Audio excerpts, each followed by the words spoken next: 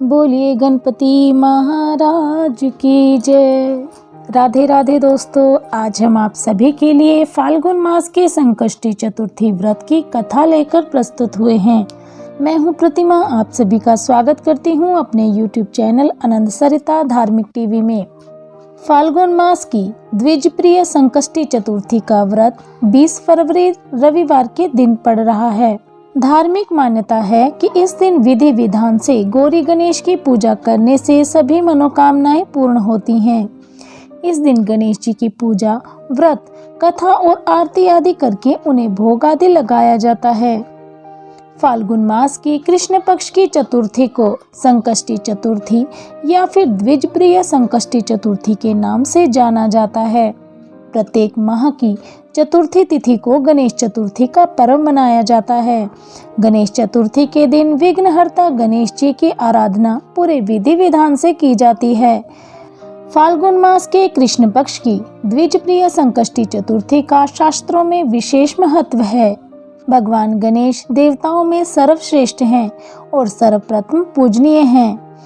मान्यता है कि इस व्रत को रखने से जातक की सभी मनोकामनाएं पूर्ण हो जाती हैं और जीवन में आने वाले हर कष्ट से मुक्ति मिलती है। भगवान गणेश का आशीर्वाद भी प्राप्त होता है। द्विजप्रिय संकष्टी चतुर्थी की पूजन विधि: सबसे पहले ब्रह्म मुहूर्त में स्नान आदि करके स्वच्छ वस्त्र धारण करें। पूजा के लिए ईशान कोण में चौकी पर भगवान गणेश की मूर्ति स्थापना करें। सबसे पहले चौकी पर लाल कपड़ा या पीले रंग का कपड़ा बिछाएं। भगवान के सामने हाथ जोड़कर पूजा और व्रत का संकल्प लें।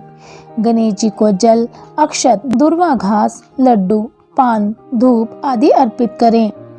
ओम गंग गणपते नमः मंत्र का जाप करते हुए भगवान गणेश से प्रार्थना करें। इसके उपरांत एक केले का पत्ता लें और उस पर रोली से चौक बनाएं। चौक के अग्रभाग पर घी का दीपक जलाएं। संकष्टी चतुर्थी का व्रत शाम के समय चंद्र दर्शन के बाद ही खोला जाता है। चांद निकलने से पहले गणपति जी की पूजा करें। पूजा के बाद चंद्रमा को शहद, चंदन, रोली मिश्रित दूध से अर्घ दें और व्रत का पारण करें। पूजन समाप्ति और चंद्रमा को अर्घ देने के बाद ही अन्न का दान करें और भगवान से प्रार्थना भी करें। तो आइए शुरू करते हैं फाल्गुन मास के संकष्टी चतुर्थी व्रत की कथा। एक बार की बात है कि एक शहर में एक देवरानी और जेठानी रहती थी। देवरानी बहुत ही गरीब थी, जिसके कारण वह अपनी जेठानी के घर में ही कामकाज करके अपने घर का गुजारा चलाया करती थी। देवरानी का पति जंगल से लकड़ी काटकर शहर में बेचने जाता था।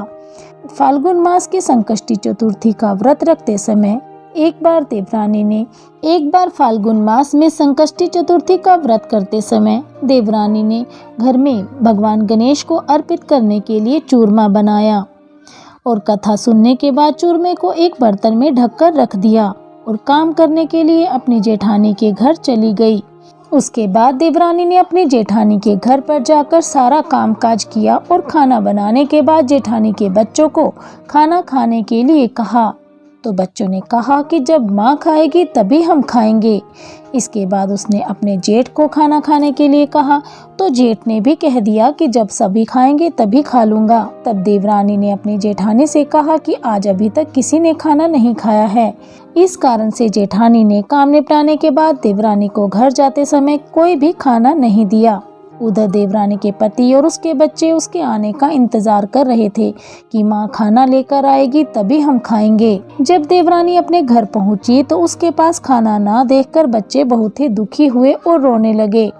इस पर देवरानी के पति को गुस्सा आया और उसने गुस्से में अपनी पत्नी से कहा कि सारा दिन भर काम करके तुम 2 रोटी भी खाने के लिए नहीं ला सकती हो, तो फिर तुम्हारे काम करने का क्या फायदा। सारी बात कहने के बाद उसने अपनी पत्नी को खूब मारा। मार के दर्द से परेशान देवरानी रात भर रोती रही और भगवान श्री गणेश को याद करते हुए एक घूंट पानी पीकर सो गई।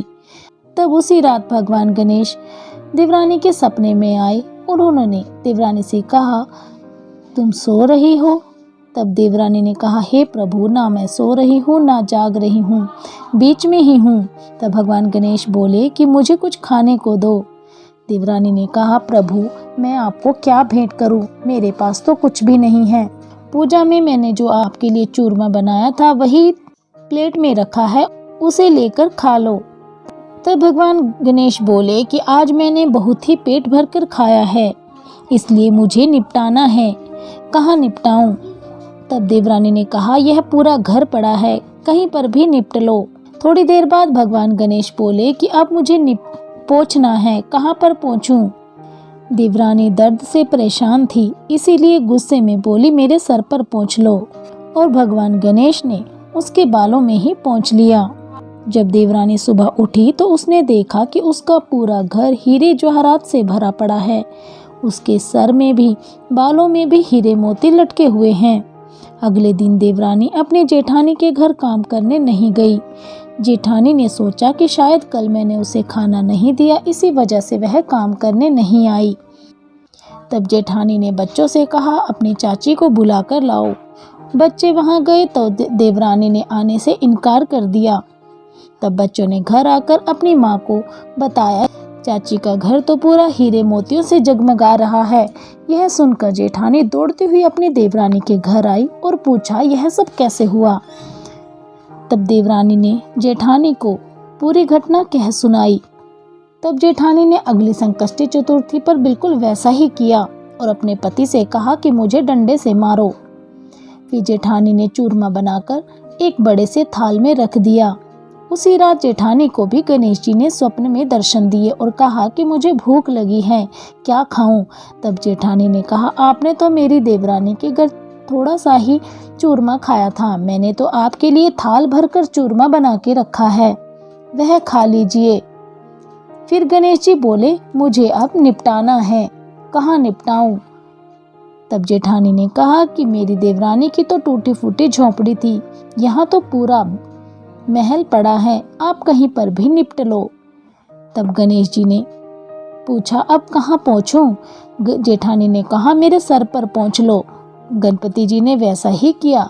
अगली सुबह जब जेठानी सोकर उठी तो उस क्या देखती है कि पूरा घर गंदगी से भरा पड़ा है, उसके बालों में भी गंदगी लगी है।